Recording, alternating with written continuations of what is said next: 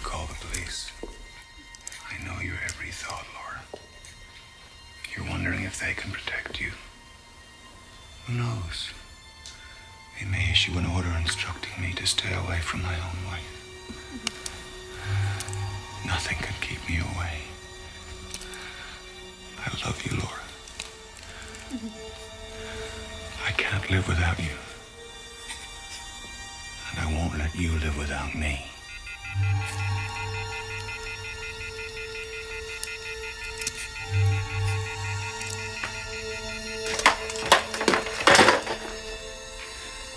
Think carefully.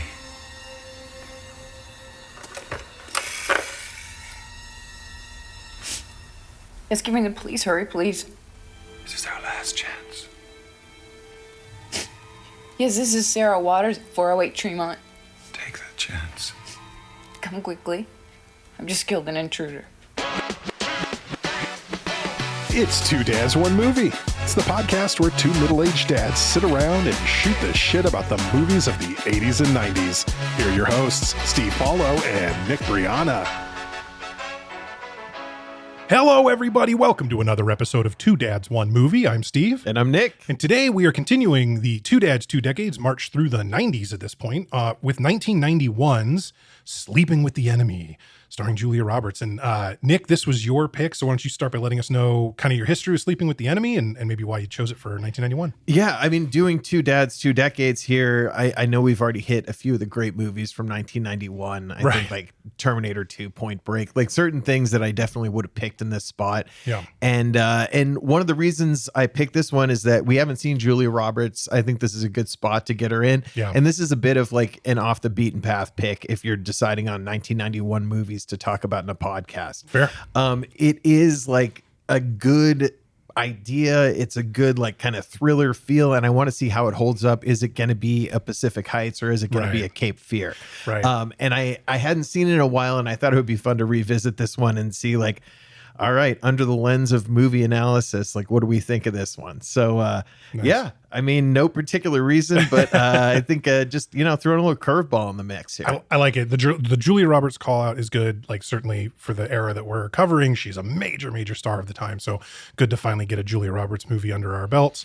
I will say this is, I think, the fourth specifically thriller that you've brought to the table to the podcast that I had not yet seen.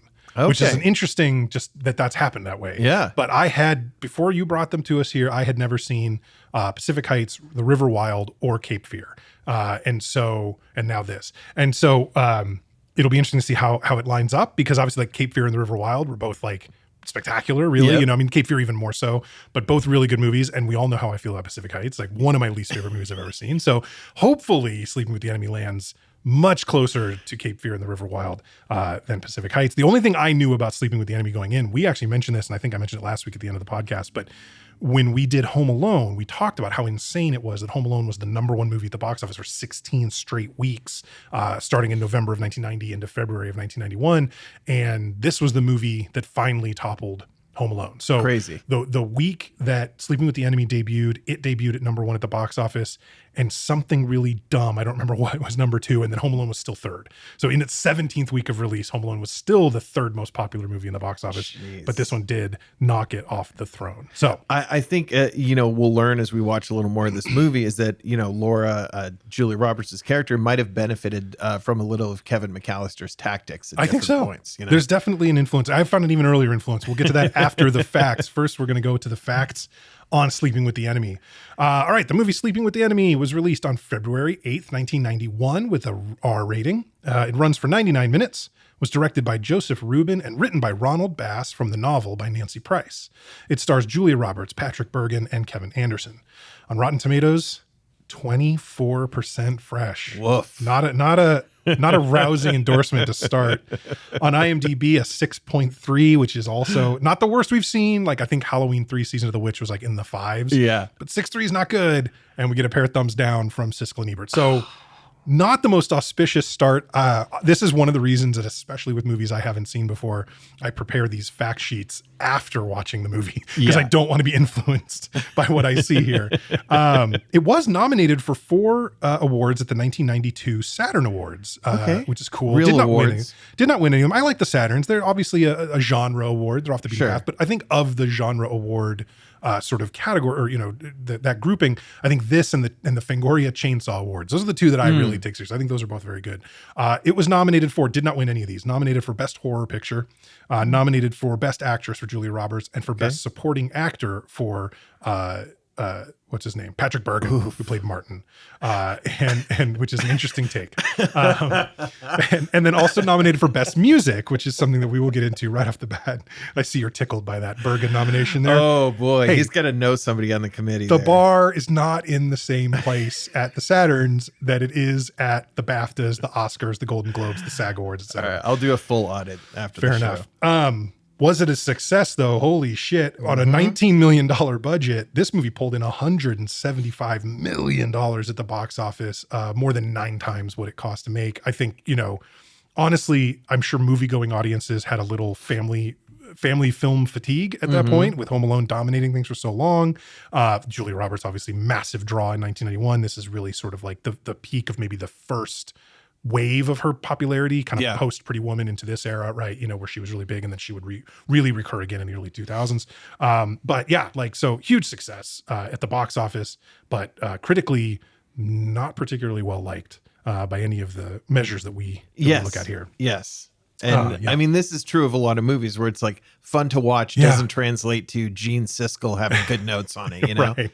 Well, Gene in particular is a goddamn curmudgeon, that's for sure. But all right, let's kick it off. Nick, this was your pick. You brought it to the table. Therefore, I must ask you to begin the analysis. Where does Sleeping with the Enemy start? Okay, so I think we get like a text only intro, and it is so boring. I mean, it's not giving you anything at the beginning of the film. Well, except for the music. The music. Which, I mean, did you have any? Because I have thoughts. Yeah, let's go. Let's go. So I was not thinking about this in this context initially, but this music to me is incredibly Home Alone coded. The sound, I thought this was a Christmas movie. I really thought, because I've never seen it. So I thought, when this opens up, it's going to be a domestic scene at Christmas time. Yeah. Right. It's really quite the opposite. It's like summer in Cape Cod instead. Yeah. But I thought this sounded super tinkly piano, ambiance kind of thing. And I thought, holy shit, this is did they really think, hey, if we're going to knock this Home Alone movie off the box office there, we got to redo the theme song. You must become Home Alone if you're going to beat Home Alone. Exactly. Which is just wild to me. But the music fucking stood out so crazy at the beginning. Yeah. It's not super fitting, and it doesn't make you feel like, ooh, this is going to be a exciting thriller. Oh, yeah. No the tension. Beginning of Cape Fear, I think the music was just blast your dick off at the, it was intense from the very beginning, which I think is an extreme end of this. Yeah. But this is the other end where it's just what is this going to be about? It's also interesting as you bring that up, because I know we're taking forever to even get into Sleeping with the Enemy, but thinking about that opening of Cape Fear, and we talked about this when we did it on the podcast, that was so Hitchcock kind of oriented. And it was clear that Scorsese was doing that intentionally. Whereas here it feels like if there was any thought that went into this music, it had nothing to do with the movie itself, because it is not the theme of a thriller. The music doesn't sound like, I like this song, I'm going to put it in my movie. Something like that. Or again, or whoever, I don't know who the composer was, but he was nominated for Best Music Award at the Saturn Awards, I guess. But it's it really feels like, hey, what people really like in the theaters?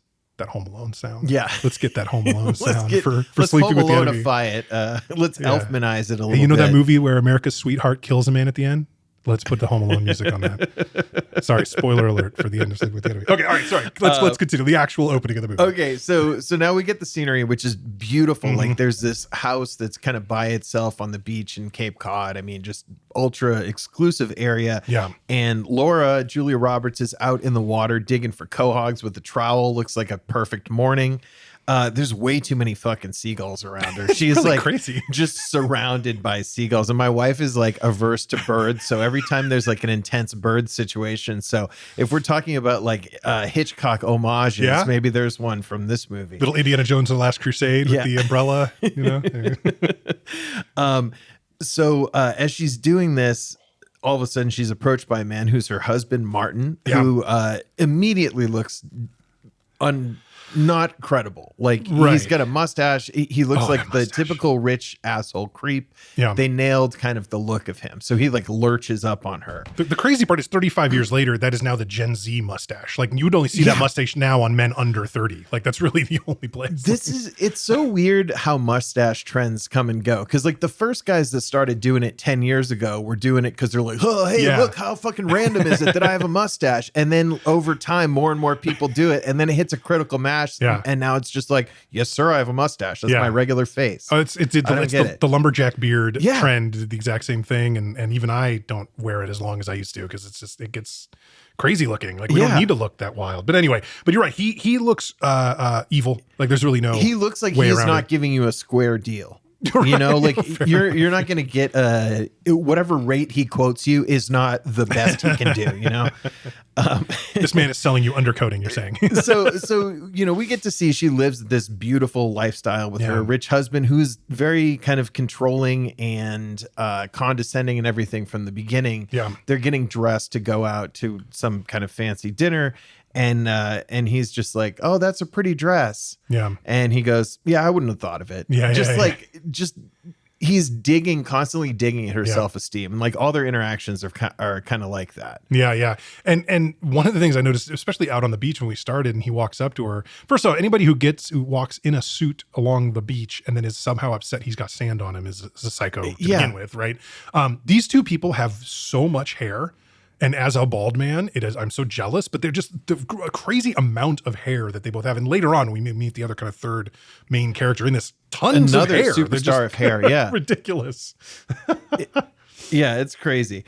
So they go to this party, they come back, and there's just a very like unsexy sex scene, you know, just a business like your job is you're my date, and then you're the person I fuck when we get back from the party. And he puts Berlioz on, which is just like not sexy. I made a joke to my wife. It's like they're fucking to Wagner. Like this isn't Mozart. This isn't like pretty. It's not a piano sonata. Like what is this? Is ridiculous. Like, very, very like Patrick Bateman kind of behavior. Yes. Yeah, and it's important to bring that up because this is like his theme song that he puts on when they're humping. You know, so he's got his own bad guy theme music ready. Symphony Fantastique, I think, or something like that. Yeah.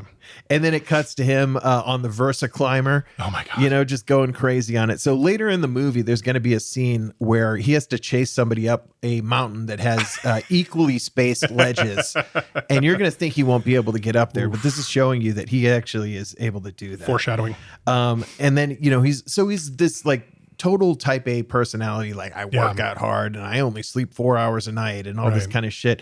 And he's going around the house and everything has to be perfect. The towels hanging in the bathroom are slightly uneven, and he goes and like, you know, so everything has to be under his control there. Well, and he when he sees the hand towels, he doesn't just fix them. He like goes to get her from what she's doing. I think she's like preparing dinner or something. I'm not even 100% sure, but wherever she is, he goes and gets her. He doesn't just do it. He goes and he walks in the bathroom and goes, everything here where it should be.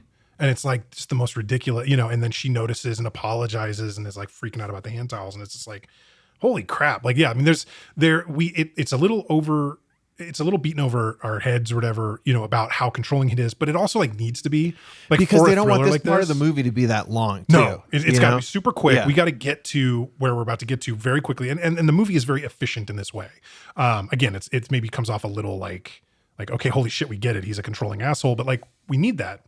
And I think the movie is very efficiently giving us just how controlling he is, especially when he then goes down. He sees somebody working on a boat kind of just down the beach from them a bit, and he goes down to say hi. And it's like somebody that he hasn't met before, but it's like a neighbor or somebody maybe renting up the beach a little ways. And he's got a boat, and there's a little chit chat, and there's a really important piece of exposition that gets dropped here, which is that Martin tells this person who's got the boat, oh yeah, my wife hates boats because she almost drowned when she was a child, so she never learned to swim. She hates the water, right? And it's a very important little piece of exposition. And I thought, okay, cool. They've planted a childhood trauma. They've planted like this skill that she doesn't have supposedly, right? Yeah. And I do love that the movie kind of subverted what my expectations were about how they would use that info, but like, yeah, it was good stuff.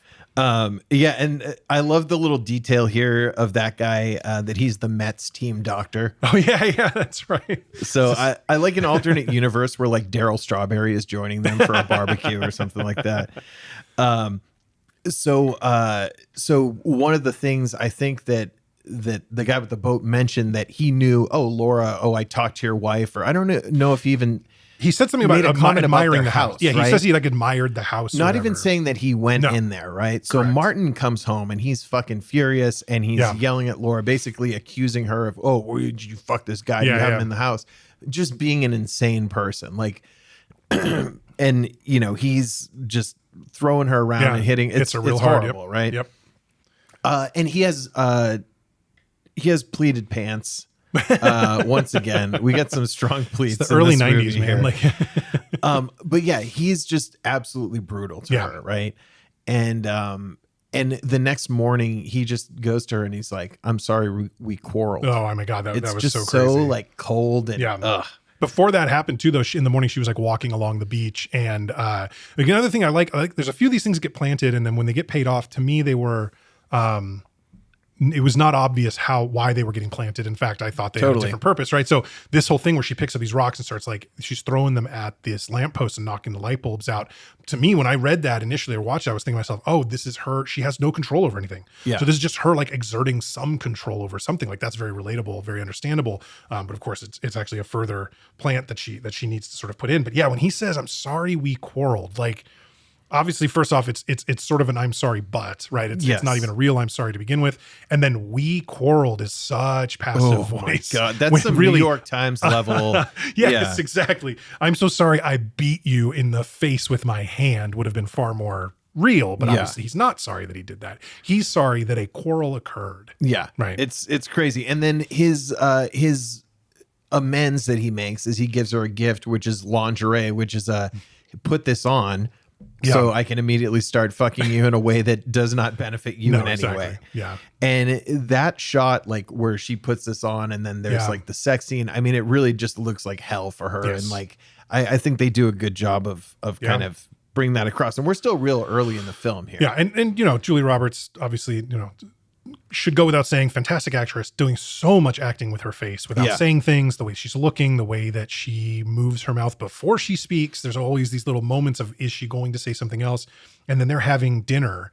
Because that's one of the things that he said about, you know, after the quarrel or whatever, he's like, "Oh, you're going to use this to like ruin dinner," because she was going to make some like lamb chops or something, right? Yeah. But she still ends up doing that. And while they're sitting out on the deck to eat, you know, what was it? He said, oh, shoot, because the line was, he says, like, you know, "If I didn't know you better, I'd think you were trying to start a quarrel to get out of going on the boat tonight." But I think it was before that she said something about, "Well, that would have made you a monster." It was something about like, did you mean to do this? I mean, now I wish I'd written it down now, but it's like, there's a couple really, the first time we see any kind of pushback from her at all. Yeah. And his response is, "It looks like you're trying to start a fight." Right. Kind of thing. But like that, there is any push at all. And it's so interesting because we learn very quickly, like she needed to go out on that boat. Yeah. And yet it was like this way by but making him fight for a little, like she wants to can't go. Be too easy. Yeah, exactly. It is so like such a game of chess that she's playing here. And she's like 3 steps ahead of him minimum at this point. Right. Right. And he brings up something about dinner being late. You know, right. Oh, the last time dinner was late, like basically dinner better not be late. Yep. You know, that's unacceptable to him. And the last time dinner was late was because she snuck away to go to her mom's funeral. That's right. Yeah. So this is the level of psycho this guy is. So his issue was the dinner. Yeah. So it's ridiculous. Yep. Crazy. Okay, so we end up out on the boat with the Mets doctor, and it is a beautiful night for a sail. I don't know why anyone sails at night. You can decide not to do it. You can just say, "Hey, you know what? This is the wrong night for this. This is super, super rough water." Like, and you've got, you know, she's got a life vest on, but still, we are told, right, she can't swim. She's not just can't swim; she is terrified of water. Yeah, right, of like any body of water. And yet here we are on one of the roughest like ocean journeys that I've seen since the fucking SS Minnow. Yeah. And on a tiny boat, like what is this? Like maybe a 20-foot boat? It's like real small. Yeah. It's definitely feeling every wave that's hitting it. Absolutely. Exactly. And so she is, again, you know, more acting with her face. I don't think Julie Roberts says anything through this whole scene, but the jib comes loose and the guy whose boat it is tells Martin, "Hey, go up, grab that, you know, get the thing in there." And they're sort of struggling to try to get the the line back into the stuff to kind of get the sail back on. Yeah. And they're struggling and struggling. The boat's tipping real hard. I mean, Martin at one point falls into the ocean, but is able to sort of hold on, to the line at the end of the boat and climb back on with the guy. And all this is happening, and it's really done well. We're seeing it from the back of the boat where the steering wheel is. I don't know what to call it. Yeah. Whatever. We're back there. That's where Julia Roberts has been, but we're seeing it kind of from her perspective this whole time until both men turn back towards where she has been sitting. Right. And see that she is not there. Right. And start yelling. And Martin is truly panicked and screaming for Laura and looking around, seeing if there's any place she can see him or see her in the water, but it's like they've been so busy with the sail, it would be impossible even to tell how far, how long ago. Yeah. It's like, obviously she didn't make a ton of noise, so she just sort of got thrown overboard is their estimation. Yeah. And Martin, actually, we were talking about what sound clip to use for the intro. The one that was the hardest to listen to was Martin screaming Laura like 20 times in a row when she fell off the boat. That the audience already knows because they're listening. That was not the choice for the opening audio clip for sure. So again, we're talking about like the things that this movie sets up. Like to this point, you're like, what's her plan? Is she gonna throw him off the boat? She doesn't know how to swim. All this stuff. Like you don't know what she's gonna do. And I think this part was pretty well done. Absolutely. And so they go searching for her, and then they're back by the house. They only find the life jacket. I think it's hooked onto a buey somewhere. The Coast Guard, I think it was just floating. The Coast Guard fishes it out of the water. So that's she's gone basically. Like Martin, there's a funeral. Yeah. And he's standing there, and look, I mean, he's obviously a horrible monster, but he does seem truly kind of broken up by the loss. Yeah. Obviously the loss of the person that he can control. So it's not like right. So it's kind of like three things. It's like, okay, losing your wife, losing that person, but also losing my slave or whatever. Exactly. And then potentially the release of the person who knows about all my crimes and all the awful shit that I am and shit that I've done. So if she is actually gone, like his initial panic was just like, my secrets are fucking floating away. But now he's well convinced that she's dead. So that part goes away. Now he's like, who's going to straighten my towels out for me? But instead of finding out what happens to Martin next, we get a flashback. Yes. Just a few days, apparently, according to kind of, I don't know how long it takes to have a funeral when you don't have to bury a body. You just put up a headstone, But yeah, sure enough, we go back to that night out on the water, and we see her swimming really quite well to a buoy, having taken the life jacket off. And that's when we can see that there's the line of lights along the shore, right? And the two that she busted out are right in front of her house. So she knows where to go. Exactly. Again, really smart and not what I would have thought. From like when you're watching the movie, you're thinking like, oh, what's she doing with that? Yeah. Would not have thought of that. Like I said, I read it just as a victim exerting control over one thing she can control, which is would be a totally reasonable character beat for this character, but instead it was part of a master plan that will soon learn started months ago. Yes. Months and months ago. Yes. But we're going to get there. I love her voiceover in this moment when she says, that was the night that I died. And it's just she gives us a little bit of backstory on what happened the night, but not that we need it. We get most of it visually, but still very cool. Yeah. And so we got her now. She's on a bus. Yes. Wearing a wig. Wearing Uma Thurman's wig from Pulp Fiction. Pretty much. Roughly. Pretty much. It's a black bob with bangs. Yeah. Basically. And she's chatting with this woman who hands her an apple. And I got to be honest, wearing a black wig with that's a bob with bangs and eating an apple, sure coated Snow White. Like I was like, this doesn't. She must have been snubbed for some Snow White role at some point. She's like, hey, put this shit in the movie. They'll know. But she goes in with this woman about way too much detail. She starts by telling the story about her friend. She was helping a friend and all this stuff. But this woman sees right through it. My first thought watching this was like, she's not safe. She should not be telling this to anyone. There should be no reference to like reality of any kind that is tied to Laura, whatever her last name was. And she says her name is Sarah or whatever, but like, or maybe that's later. But the point is the one thing that she drops here that, we have reason to believe is true, we later found out is that her mother is not dead. Yeah. That she is going where she is going. She's going because she'll be closer to her mother, which again seems, you got to treat this like witness protection. Yeah. Like I feel like if you're going to do this kind of thing, you got to disappear. At least when the bus is still parked in the town you live in and hasn't fucking left like, yet. If she's going from Cape Cod, I feel like Sedona's nice. Go to Santa Fe, New Mexico. Just be like so far away with nothing you have any connection to. At least first. Yeah, right. Yeah. You got to treat yourself like a satellite signal you're trying to make sure the cops can't trace. You got to bounce yourself off a bunch of locations before you finally learn land. from Whistler and sneakers. Come on. So she ends up in this town in Iowa, which honestly looks pretty great. It's very Cedar like Falls. ideal. Yeah, it's beautiful. It's totally like this Americana, the tree-lined streets and everything. She ends up getting this very beautiful. I'm sure it's one of those like, oh, the plumbing don't work and all that, but it's like. She has to clean it a lot. Actually, house. Very nice. Yeah. Way too big of a house for a single person, but that's what she got for $700 a month. Beautiful. It's not quite the deal Dalton got, but it's no. pretty good. This might be the second best real estate deal we've seen in our show so far. It has to be. I mean, other than buying that house in Pacific Heights for like 175 grand. You beat me to it. That and however Martin Bishop got his loft in San Francisco with sneakers. True. I don't know what went down there. But yeah, so no, it's a beautiful little like cottage, 2-story little cottage kind of thing. It's not huge, but it is big for her to be alone. And we get like kind of a little montage of her like enjoying her place, you know, and she's cleaning it up and she has her towels hanging and then she goes and intentionally makes them uneven. Them all up. Yeah. So I wanted to real quick just mention like there was a point because I was watching my own what do I think is foreshadowing and what do I think isn't. So like I said, like I was surprised by that she could swim and the broken lights thing. I was like, oh cool. I'm not basically in my mind, I'm not picking all these out as I go, which is great. I don't want a thriller to telegraph everything, right? But the second that she tells that woman on the bus that her mother is alive and she's going there, I'm like, well, that's how he's going to find her.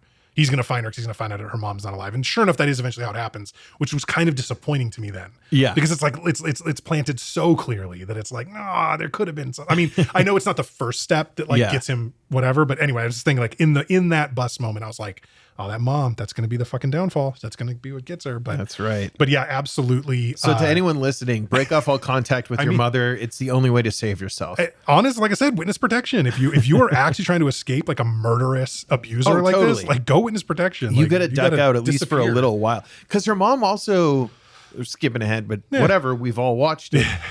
Is not terminally ill or anything. So it's like you could have cooled off for a couple months like somewhere. 6 months minimum. Right. Like we're not talking about like 5 years. No, let your husband get a new woman he can control. Exactly. Once he's settled into her, then you can do your thing. Horrifying. That's the thought that came to both of us. But yes, like that kind of thing.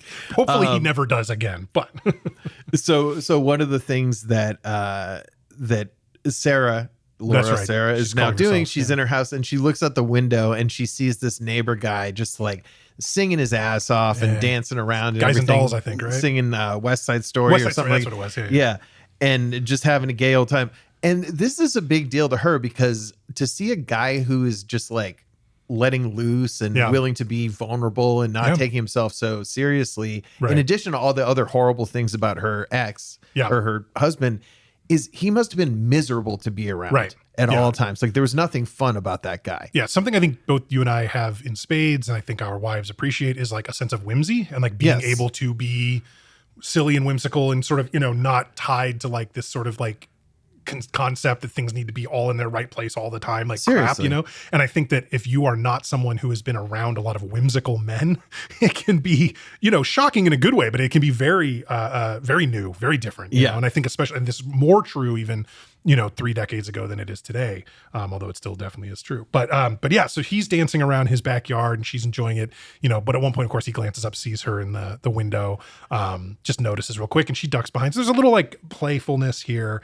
But she is rightly, suspicious of just men in general and kind of not wanting to be near anybody. So the next morning she sees, or maybe it's later that day, whatever, but she sees apples out on the tree, which is technically in his yard, I believe. But she goes out anyway, a bunch of beautiful Granny Smith apples and starts picking them.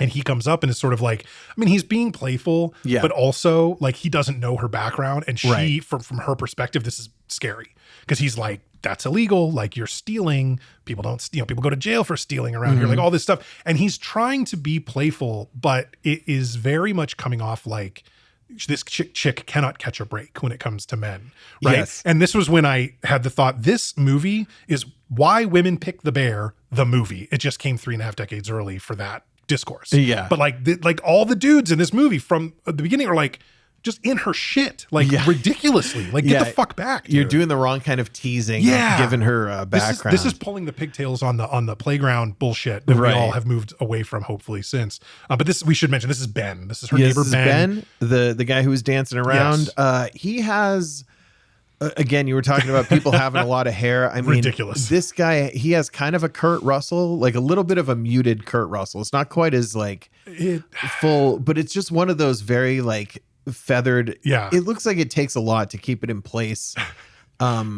Yeah, I don't know. There's something Kurt Russell. It would be more interesting in the front. This guy's a little too windswept looking, a little too swept back. But it's just a ton of hair, and he is a drama professor, I guess, basically theater professor at, they just say, a local college there in Cedar Falls. I don't know if there's actually a college in Cedar Falls, Iowa, or not, but at a college there in town, he teaches drama. And hence the show tunes.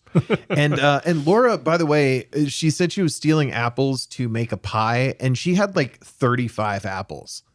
You don't need that many apples to make a pie. She could have taken a pie amount of apples and snuck away unnoticed. I mean, I haven't made a pie in years, but like what, 10 6 or 12? apples. Oh, 6? See, I was even thinking 10, but like, okay. Yeah. Depends on the size. Well, that's a good point. You know.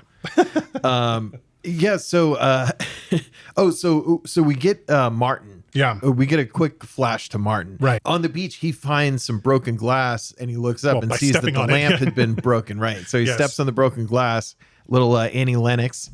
And we can add this to Walking on Broken Glass. There we go. Tag on the website. Tag it up. So he's like, you know, we just get a quick scene of Martin being like, okay, he's not convinced that she's gone forever. Right. Well, I don't even know if he's there yet. He's just like, this is weird. It's just one of those like, this is weird. Yeah. Like, why would these two be broken? Jim doesn't usually break the glasses in front of our house at home. That's right. But then we get a phone call, I believe. Martin is at his work. He gets a phone call and he's irritated. He tells the secretary, shut up. All this stuff, because he treats the women in his life so well. But she says, Mr. Whatever, she says she knew your wife. And he's like, all right, fine, like put her through kind of thing. And basically the woman, he was like, hey, like, so how did you know my wife? And she's like, oh, I knew her from the YWCA, which is the like the women's gym or whatever kind of thing. He's like, no, my wife didn't go to the YWCA. He's like, oh yeah, she was did swimming lessons with us. He's like, no, she doesn't know how to swim. He's like, well, yeah, she didn't at first, but she got really good. Like, we were all really proud of her. She got over her fears and he's like starting to calculate, right? And then she says, but he's saying, you must have the wrong woman. You must have the wrong woman. I think it's the wrong number. And the woman on the phone goes, she did gymnastics, right? And he's like, there's like a moment of relief. He goes, no, you clearly have that, because my wife never did gymnastics. So definitely this is the wrong person. She goes, yeah, she said that's how she got all those bruises all over her body. And that's when it clicks for him. Damn. Oh, fuck, it is her. She was telling people the gymnastics thing to cover up for my beating her ass. And then she learned to swim. And so this just throws him off completely, and he drives back out to Cape Cod. Clearly it's off season now. Like, he's not living out at that house. But he I'd like to walk around in his normal house, because that house is so spectacular. I would love to see what his other place it's probably like a downtown Boston penthouse apartment is kind of what I would expect. But so he goes out there and he finds in the toilet the wedding ring that she had flushed. Tried to flush. Which when she was flushing it, I thought to myself, can you flush a wedding ring? Why would you do that? Why wouldn't you just keep it with you? I don't understand. Throw it, take it off in the ocean when you're swimming. That bus ride is going to stop somewhere in, Pennsylvania. Toss it out the window there. Like, so the funny thing though is that he like takes the ring out of the toilet, picks it up, and puts it directly onto his finger. The guy who's as OCD as he is about cans and fucking towels and everything is not digging the toilet for a ring and putting it on his finger. He's got gloves. He's got a little grabber thing. Right. Like, are we also expected to believe that from the moment that she went missing until now, he has not used the master bathroom in that house? Right. Because the house isn't a crime scene. No, so the house should have been business as usual. And it's not like I guess maybe the next day he went back to Boston or something to like whatever. But like the house looks, I don't know, maybe like he had people come in, but like it looks like it's been, furniture's covered and there's like sheets have been taken off the bed. So like work was done in the place. It's just kind of weird that he would then find it, ostensibly weeks later, right? Is what it seems like. Just a little strange. But it's a big house though. Lots of bathrooms to take those quahog dumps. Shellfish will stop you up, man. Like, so now, Julia, Laura, Sarah is at, she's at Ben's house and kind of hanging out. She brings the pie. Right. So he invited her over. He's like, hey, no hard feelings about earlier, whatever. Yeah. Very nice kind of neighbor situation. He's not very forward at this point. I mean, he's pretty like, he is definitely like, hey, I'm letting you know I think you're a pretty gal. Right. And if you were ever to like it, I'd definitely be down for it. But I'm not making any moves right now. Even though that's a move, technically. Right. Well, it was interesting because the initial, this was my weirdness with him. And this is, I think, a product of watching a thriller movie, knowing you're watching a thriller movie. There are things that you kind of like, if you watch a lot of horror thriller, you look for certain things, right? And I do consider myself, sort of a student of the genre, I guess. When we first see him and he is dancing to West Side Story, to You're a Jet, You're Always a Jet, whatever, right? That is like Mr. Whimsical. This is like such a clear distinction between him and Martin. Mm-hmm. Okay, cool. This is not the same guy. This is interesting. But then the next scene we get is him giving her shit about the apples and kind of being forceful about it. And I immediately thought to myself, okay, never mind. I don't like this guy. This guy's going to be additional problems for her. Like I thought this was going to be, another sort of like, oh, she always gets with the bad guy and they do things to her, kind of thing. And then we get to this, he's burning the roast and he's being cute about it. And he's like appreciative of the pie and stuff. I go, okay, so is he a good dude or not? Like they try to play this sort of like tension ramp up with the wrong character, I feel like. Yeah. And by making Ben seem anything other than sort of harmless at the beginning, we get like extra tense about him, and it makes when we're supposed to feel that he's tense later, that there's tension revolving around him, it's weakened because we've already seen him go on that roller coaster a couple times. So just a thought that I had about that. But counterpoint to that, because I totally see that. What if the purpose of all that is to show that the Julia Roberts character is never escaping that feeling of that kind of like tension or aggression from men? So even if Ben, because we're seeing the movie from her perspective, right? True. So if Ben in real life was just like, oh yeah, go ahead and take the apples, but she sees it as him being like, oh, what are you doing there? I don't know. I mean, but this movie exists pretty much in a plain reality. This would totally be like actually, teacher. So anyway, just a thought of just showing that her character and real life for so many women is, you're never away from that fucking feeling wherever you are, whoever you're with. Well, and then the whole thing around, we can't say like it is absolutely reasonable as two men who would never hurt a woman because we wouldn't hurt other people because we're reasonably good dudes. Women, I am so A-okay with women being cautious of, avoidant of, afraid of all men. Yeah.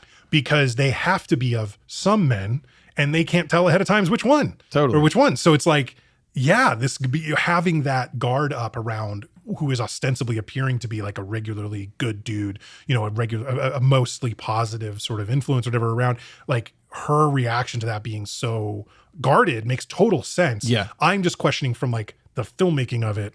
Right. Is that what the audience should be seeing? Right. Because should we be feeling more comfortable there? Is it a more interesting beat if he is super friendly and she's cautious? Yeah. Versus giving us a version of him where he's a little, we're suspect of him. Right. Exactly. And it's like, is it a more interesting character beat for her if she's just cautious because she's going to be cautious, not he's giving her a reason to be. Like he's pretty aggressive about the fucking apple tree. It's true. Know what I mean? So, it's true. But I digress. Like we can definitely move forward on that. And also, they're in Iowa, which is landlocked. So she knows like there's no way out if she has to escape. That's true. Guy. Can't swim away from this guy. So let's see. She ends up, so her mom is in a rest home. Yes. And she hasn't been yet to see her mom. Right. But she's telling Ben about her. Like, yeah. And Martin has showed up there. Yeah. He's kind of found his way there. I think he hires a PI to track her down. That's right. Because he calls to talk to the place that she was at, or goes to visit the place she was at near Boston, I think. Or no. It was in Minnesota. He goes to Minneapolis to the place he knows that her mom had been at, and is talking to somebody about like, hey, what's the deal here? Has she been by, all this stuff. Basically, he wants to know if like if Laura's been around. And the woman was like, well, yeah, she came 3 months ago or whatever and moved her mom. He's like, well, no, her mom died. No. She just moved her to another thing. So now he's like, okay, so he, when she was gone, she wasn't at a funeral. She was moving her mother. I know now she learned to swim, and now he's got the the broken lights as a signal. Like all these different things are all lining up. So that's when he goes to a PI and is like, find this woman, the mother, find her for me. When you do, And the guy's like, well, it'll be expensive. I can put like 3 guys on it, it'll be expensive. He's like, great, lots of money, 10 grand to the guy who finds her on top of everything else, and an extra 10 grand to you when that happens. So it's like he is putting everything he can to make this the most motivated manhunt, ever. Yeah. And sure enough, it works. Well, basically very instantly. Quickly, yeah. Effectively instantly for the story as it works. Yep. So he's like in their town now, or he's on their way. So basically, like, we see a 4th of July parade. Yes. And I think at the same time we get basically told that we shown that Martin shows up at the funeral home, not funeral home. That's the wrong word. The retirement home. Yes. that Laura's mom is at. So we get this sort of like dual scene situation where we see Ben and Laura interacting in this, like you said, like the super wholesome, little small town, Cedar Falls, 4th of July parade, the perfect Americana. And they're just interacting very friendly and like kissing on the front porch or whatever. It's like, it's showing us a natural progression. Meanwhile, Martin is getting closer. You're right. He's now in Iowa. Again, I don't think it's in Cedar Falls. Like, she didn't move back to the town, the not retirement exactly community's in the same town, but close, like very close to her, within an hour, maybe, right? Yeah. That kind of thing. And he has found mom, as it were. So yeah. And we get a little, of Laura and Ben kind of enjoying each other's company. We get a little Doubtfire style montage of them. Yeah. Kind of like goofing Backstage. around because they're at the theater where he's the teacher. So they're like trying on the costumes and all this shit with Brown Eyed Girl playing. Expensive song to get for the movie. Good little ding in the budget, I'm sure. I don't know. I just know it's Julia Roberts. So, it's entirely possible that Van Morrison gives a discount if you're going to use it for her. She's literally the Brown Eyed Girl, but yeah. And let's see here.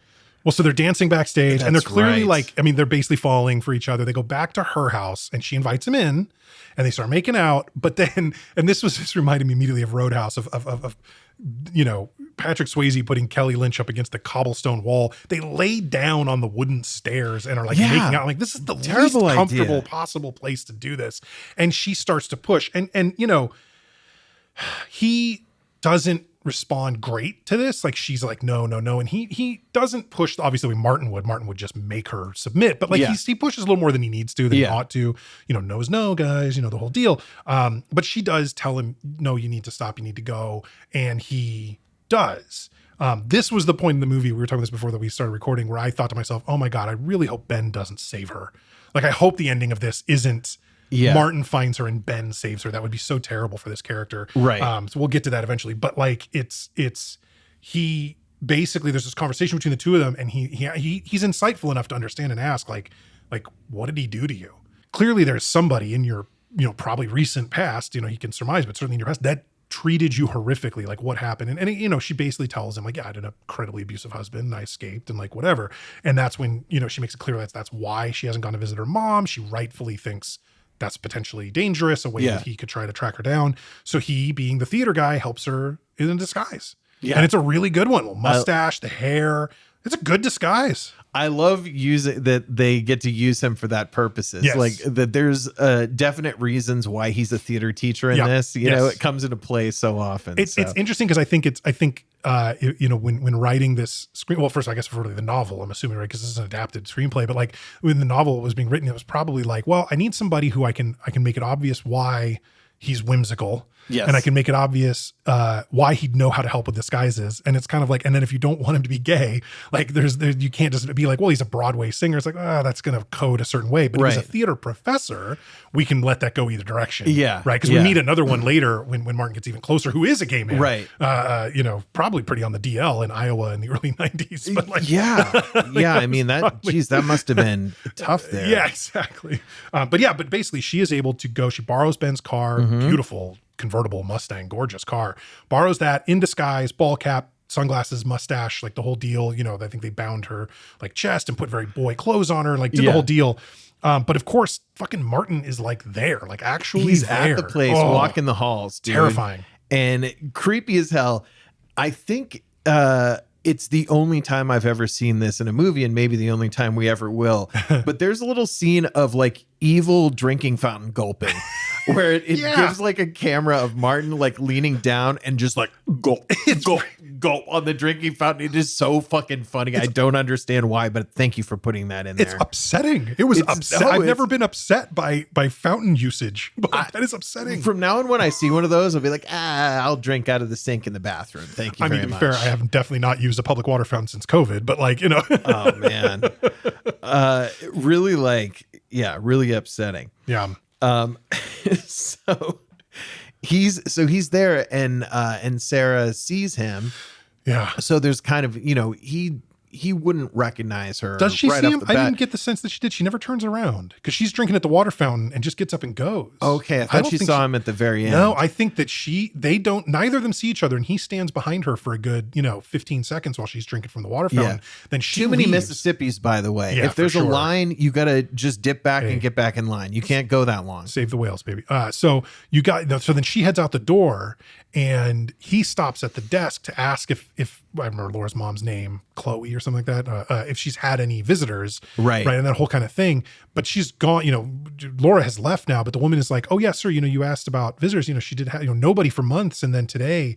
And he goes, "A young woman?" She's like, "No, a young man. He's mustache, and he was like, he just left." Yeah. Martin rushes out and like nobody's there, right? He doesn't see her. But this is then I think when he goes back into Chloe's room and starts pretending to be a cop. Chloe's mom is blind. Right. We gotta make sure I don't think we mentioned that before. Laura's Laura's mom, she Chloe, is blind. And it's so she had a stroke, so she's like had some and she cannot see. And so she recognizes Laura's voice, right, when they're chatting, but now Martin is disguising his voice with a little bit of an accent, with the police, that whole kind of thing. And, he basically says like, we're worried about her and about her husband coming to get her, and we're trying to keep her safe and like all this kind of stuff, and so basically he gets out of her that she's been seeing a guy who is a dramatics professor at a college in Cedar Falls. Yeah. And he's going to fucking kill her. He's got the pillow, the classic wielding smother. a pillow, ready to smother her. Luckily the assistant, the orderly, the nurse, whoever it is, comes in and talks, briefly to her, and he doesn't kill mom. Basically, mom lives. But it's still, we now know he is super close because there can't be that many dramatics professors at this one college in this one town, which is the town she lives in. So he is getting incredibly close to this point. He's very, very close, and close to the point that he's very confident that when he identifies the first dramatics professor, that's definitely the guy. Right. So and then he gets into that guy's car, puts a gun to his head, is like, and he's real nasty about it. Oh, that's my wife. She's a good fuck, isn't she? And the guy's like, dude, you got the wrong guy. You got the wrong guy. And he's like, no, I don't. It's you, like kind of thing. Always and he's check so the sure. back seats of your car. Seriously. Just get in your car. Just take a quick look in the back. Last week we talked about car safety when it comes to not getting in the front. Yeah, not getting in the front seat with a group. That's important. Check your back seat before you get into your car. Also important car safety tips here on Two Dads, One Movie. Yeah. And it was totally like, okay, well, sorry about the misunderstanding. If you tell anybody, I will kill you. Good day, sir. Yeah. But he gets a guy who's like, you got it, wrong guy. And he's like, no, I don't. He's like, dude, I live with a man. Like, definitely not fucking your wife. Like, because it's not how that works for me. Also, if anyone ever comes up and accuses you of fucking your wife, that is the thing to say, by the way. It's going to buy you enough time to get away. Hopefully. So we have Laura, and she's home in the tub relaxing. She got to we got the county fair. She and Ben go to the fair. Oh, geez, right? Yeah. So they go to the fair. So Martin's at the fair. Yeah, yeah, Martin follows Ben. So he finds Ben because he's one of the only other young male dramatics professors, I guess, right? Follows Ben to the county fair, or actually, I guess even to home. I'm not even sure exactly, but basically at the fair. And Ben meets up with Laura there. And so now Martin is sort of like, it's a great scene of him sort of pacing between different booths and just watching them from enough of a distance that they don't, first of all, so fucking mad. Oh, he's just fucking fuming. They get on a Ferris wheel together and they're going up and around and they're making out on the Ferris wheel, and he is fucking losing his shit. He's like Zach Morris watching Slater and Kelly make out together, dude. He can't handle it. So bad. And then they go back home, and she asks Ben, hey, give me 20 minutes to freshen up or whatever. That's right. And he's like, okay, I'll have it ready in 20 minutes. And we don't know what he's talking about yet, but she goes in and she gets into the bathtub. And this is like probably the best stretch of the movie is from this point on. Like when she gets to the house at this point, until the end of the movie, it's really tense. It's really good. There's a good reason for us to be scared for her. And like, I think initially does she see the hand towels first? Is that the first thing she notices? So I think she's in the tub and she looks at the rack and sees that the hand towels are perfectly even, which it doesn't necessarily show that they're uneven before. Well, because she messed them up that it one is time. just kind of like, okay, that's not how I typically put them, or just Yeah. like a quick reminder of Martin. I think more than anything, it was just a sort of memory. It made a memory flood back to her of him, Yes. and just made her, that's like a PTSD thing, right? Now she's tense Yeah. because of that. Yeah. And then is Ben comes over to the house. So she's looking around the house. She's Yes. suspicious, so she puts on a robe and is just kind of looking around. She's looking at things and seeing a few of the things that are off a bit or whatever. But then she opens a cabinet, and the cupboard, or whatever, and all the cans and packaged foods are turned all which way. Yes. and they're not been corrected. That's she's right. And then she like breathes a sigh of relief. And I think Ben like busts into the doors. I mean, he does something that was like, why would you do that? He is a little, I will say, like everything we're saying about Ben, like he just had this conversation with this woman about, oh my God, I found out that you had this horrible relationship and you're so traumatized by what your ex did to you. And now he's like, well, you said 20 minutes. It's been exactly 20 minutes. Like, no. You can't do that kind of shit to her. Right. And like he helped her disguise herself to visit her own mother. Like he is well aware of the level of, if not true danger she's in, certainly paranoia she has about it, right? That she is convinced one way or another that this guy will come kill her, right? So Ben is kind of an idiot in this point, but his internal plan to get laid is still business as usual. It's like, no, Ben, I'm sorry, but this all derailed your whole thing. Exactly. So it turns out that what he was setting up was a lovely little picnic for the two of them on the lawn. Yeah. And this is when we start getting a lot of great first person shots from like behind the trees. We're seeing Ben and Laura through leaves and past tree trunks, which is always such a great look for any thriller to have that, like the killer is stalking in the woods, or the nearby bushes kind of thing. So we get a lot of that. After the picnic, they say goodnight to each other, and she goes back into the house and just decides to press play on the tape deck without looking at what's in it, assuming whatever she had in his life. But she presses it, and it's Berlioz. Yes. And it's clearly the same piece. Martin's evil theme song. Yes, Symphony Fantastique or whatever it is. And so... the first thing she did when she walks in is put down some toast. She just had a picnic, but she needs some toast. So she puts a couple of pieces of bread in the toaster and puts on the toaster because now the Berlioz is playing, and that gets her, she starts freaking out a little bit about it, looking around, doing whatever. And then I think we hear the smoke alarm because the toaster has burned the bread and caused the smoke alarm to start. And the whole thing is just... That smoke alarm is...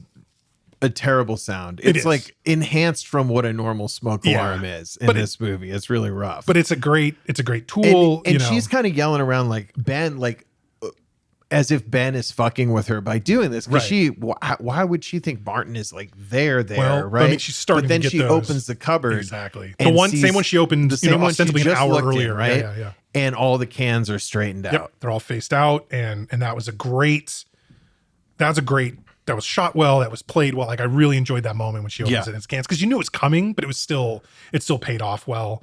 And then Martin comes and sort of like attacks her. Yep. Right. He's got the gun and like the whole deal, and he's like talking all this crazy shit. And there's a knock at the back door, and it's Ben, and he's kind of like like make it go away, kind of thing. So he actually locks the like little chain lock so she can't open the door all the way, and then hides behind it.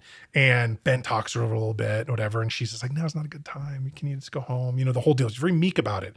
And this was the thing that I thought was like such a great instinct from Ben, is that the door closes and we know Martin and Laura are walking over the door, and then Ben literally like kicks to open the door. Yeah. Like busts it down, knows there's something wrong. Yeah. Goes in, and it's just, it's a fantastic fight then between Martin and Ben for a bit.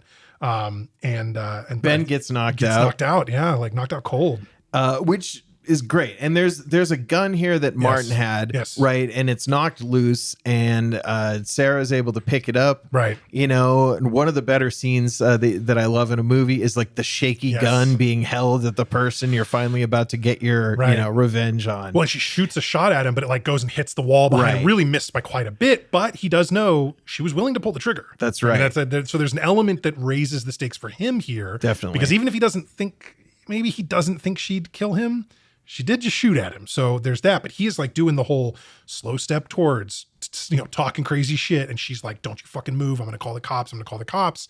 And he even says, he's kind of like saying, "Yeah, do it. Maybe they'll give you a restraining order Yeah. Like, I won't pay attention to it, but go ahead. And he's just fucking being crazy. And like, you're not going to kill me. You No, don't yeah. have the guts kind Exactly, of the shit, whole right? deal. And then she gets a hold of the phone. Right. So she's got the gun on him. Yep. Got the gun on him, picks up the phone, calls 911 and is talking to the 911 operator. And she said, like, I need the police quickly. I need the police quickly. And then she delivers the fucking coldest ass line in any movie like this. I think it is so good when she says just calmly to the 911 operator, please send someone right away. I've just killed an intruder. When that hit, I fucking like almost yelped. Like, I was so stoked on that. Literally wrote in my notes and ended up not doing this, but that is worth half a point on the whole score of the movie. Just that line alone. I ended up going back to my original score, but that's okay. Like, it was a boss ass line and is so great because it cleared the character arc for her that she is saving herself. Ben is fucking knocked out in the next room, unconscious, completely unable to help, and in all ways vulnerable. He's like a WWF referee, where there's no reviving him no matter what. He is done for the match. He's down and out for the count. But she shoots Martin a couple times. And he still sort of continues to like fall forward and like whatever. And there's this moment where like he is dying, but gets the gun and her. And is pointing it at her and pulls the trigger, and it's just, there are no bullets left. Like, she used them all, I guess, on him, but it's like he wanted to take her with him. He gets that one last burst. If you're happen. truly evil, the devil will possess your body for like that final 5 seconds that allows you to like make a lunge with a knife or grab for a gun or something, or try to grab the person as you fall off the cliff, right? Get a hold of their shirt and take them with someone you. out with you. But no luck for Martin there. So yeah, it was a great character moment for Laura, obviously, taking complete control over her trauma. And it obviously works out. She goes and kind of revives Ben, just kind of shakes him awake, and the movie ends with the two of them sort of embracing on the floor, and that's with Martin's dead body nearby. And I think her ring, he had brought he brought the ring, right, and so then lying next to his hand is her ring, like literally I think it even sparkles on the floor. We get a little Joe Pesci's tooth from Home Alone. A perfect ending of the movie that replaced Home Alone in the box office, right? Started with the Home Alone coded music, ends with the twinkle like Joe Pesci's tooth, dude. That is I mean, we had a break in. We get all kinds of stuff here. Good shit. So there goes Martin, and now Sarah can live out her life in peace. I guess. I mean, assuming Martin didn't have any kind of associates that he paid before he was killed that said, take her out if you don't hear from me. He certainly seems like the kind of guy who would just do that himself, right? Like, he paid people to find her, and that seems very, very appropriate for him. But I don't think he'd be the kind of person who's like, if I don't make it back from this, go find her and kill her. He doesn't have like henchmen. That's true. He would have had to hire somebody explicitly for that, which just doesn't feel like his MO. There we go. Geez, so that is Sleeping with the Enemy. Yeah. That was I'll go ahead and take the review here first. This was my pick, and so this movie is so funny to me because I think that the structure of it is good. I think the story is pretty solid. Like, the beats of the movie are good, and it almost feels like they were setting the movie up and doing the blocking and the lighting, and they just brought in some guy to play opposite Julia Roberts in both instances. Right. And then just shot the whole fucking movie with that guy. Yeah. I feel like both these guys are so bad that it ruins the movie. I think Julia Roberts does a great job in this movie. There's not a whole bunch of other side characters or anything. No. And the two main dudes, it's like, dude, I want to see your budget. I want to see what they got paid and what were quotes from other guys during this time. There's somebody who could play a better creep. If you want to add budget, get a Michael Douglas or someone like that to be the evil husband. Like, there's more that could have been done. So I feel like it suffered because those performances were just no good. Yep. But overall, I mean, it's enjoyable in the way that I like to enjoy a shitty movie and satisfying ending and stuff and fun to talk about. So I'm going to go ahead and I'm going to split the middle, I think, between the Rotten Tomatoes and the IMDb. I'm going to give it a 2.5 out of 5. All right. 2.5. That's nice. I will say, just on the topic of sort of like getting people to be at Julia Roberts level opposite her in this movie, I think I am about to conjecture completely. I don't know any of this, but my conjecture is, at this time, this would have been filmed in 1990, right? Released in 91. Roberts is a huge star, but like relatively new at the time. I think Pretty Woman was 87, and that was truly her big breakout, right? So she's relatively new, but she is like it when it comes to Hollywood leading women at this time. It's like her and Meryl Streep for the most part, right? At this time. I don't hope I'm not insulting any other great women actresses of the time, but like that's my take. To get a lead male character or actor who would bring the kind of ability that Julia Roberts brings to the screen in a story where they are necessarily secondary to her would have been a hard sell. And paying an actor more than you're paying Julia Roberts in this movie would have been the wrong thing to do.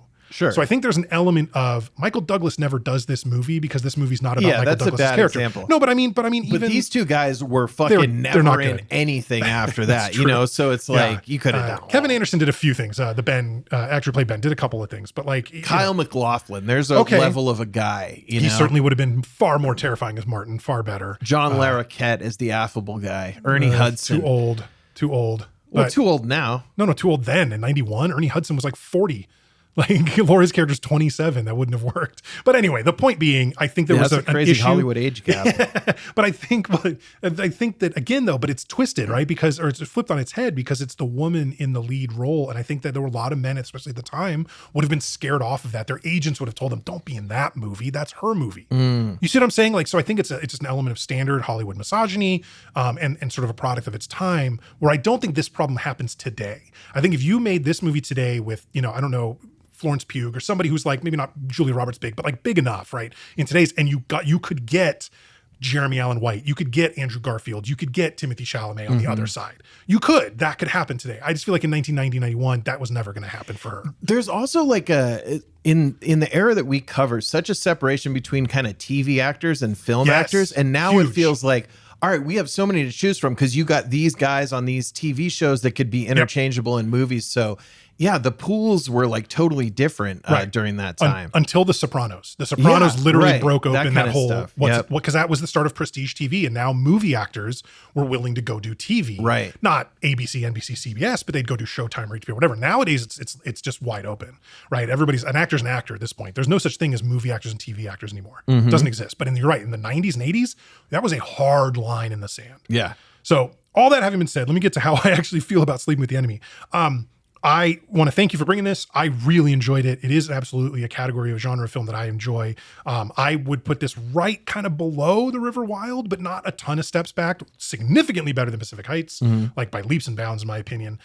When I was talking about that line at the end, selling me on a 0.5-point bump, that was going to be from 3.5 to 4. But I am actually a 3.5, a nice solid 3.5 on Sleeping with the Enemy. I thought that the tension in the third act was fantastic. I thought that the storyline, the screenplay, like the dialogue and Julia Roberts' performance all worked past the shortcomings of her co-stars. I think that she and just the general storyline made up for kind of underwhelming performances, especially by Martin, who comes off as Snidely Whiplash, cartoonish, and needed to be a little more believable just as a human being, unless we wanted to believe he has some supernatural reason he's such a piece of shit.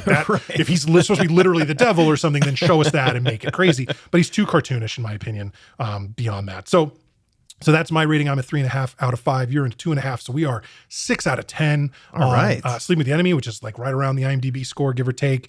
Significantly better than what Rotten Tomatoes thought. But that's okay. That's how that stuff goes down. Cool. We're with the audiences. We're with the masses, kind of. Because this is one of those movies that is not critically good, and it's an absolute blast to kind of sit through. Like, it does all the things that you want a movie to do for you as you're experiencing it. And it's no surprise that it made a shit ton of money at the box office. Yes. Like, absolutely. This is a people-pleasing kind of movie to go see with, again, the woman who was absolutely America's sweetheart at the time. 100% Julia Roberts was going to sell out theaters in 1991, no matter what she was doing. Yeah. But it just so happened that it was also a great story for her.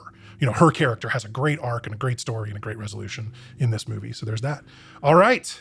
Next week. We're on 90 going to 1992, Steve. This is your pick. What do we have as we go through the decades? We are going to take a nice little tonal shift here and take a breath, because I think if we look back over the last like 4 movies, give or take, I mean, we had Beetlejuice in there, but the last like really straight comedy we've seen was like Ferris Bueller's Day Off. Yeah. So it's been, a month and a half since we had one. So we're going to go comedy. We're going comedy in 92. I need a little breather. I need a little like, break from all this tension and build up and everything. It was kind of nice that Sleeping with the Enemy ran just over an hour and a half after Goodfellas was so long. This is another one kind of on the shorter side. But yeah, we're going to go to 92 and we're going to go watch one of the movies that really tried to kick off the sort of genre, the subgenre within comedies of let's take an SNL sketch and make it into a movie. Okay. And this worked a couple times and then didn't work a lot. Yeah. Right when it happened. But we're going to go to kind of the first major success in that category, and we're going to go see Mike Myers and Dana Carvey. We're going to watch Wayne's World. Yes. And I have not seen Wayne's World in maybe 5 or 10 years. I used to watch it a ton. I've probably seen it a dozen or more times, but I'm absolutely excited to watch Wayne's World next week. I can't wait. This is classic. Can't wait. Good stuff. That's a wrap. So if you like what you hear, please consider heading over to Apple or Spotify and leaving us a 5-star review. It helps new folks find the show. Be sure to check out our website at twodads1movie.com. That's the number 2 and the number 1. There you can explore the movies we've covered, sign up for our newsletter, The Rewind, and even get sneak previews of upcoming episodes. We'd also love it if you followed us on Instagram, TikTok, and Blue Sky at 2dads1movie. Once again, this has been Sleeping with the Enemy, another episode of 2 Dads, 1 Movie. I'm Steve. And I'm Nick. Thank you so much for listening, and we'll catch you next week. Thanks, everyone.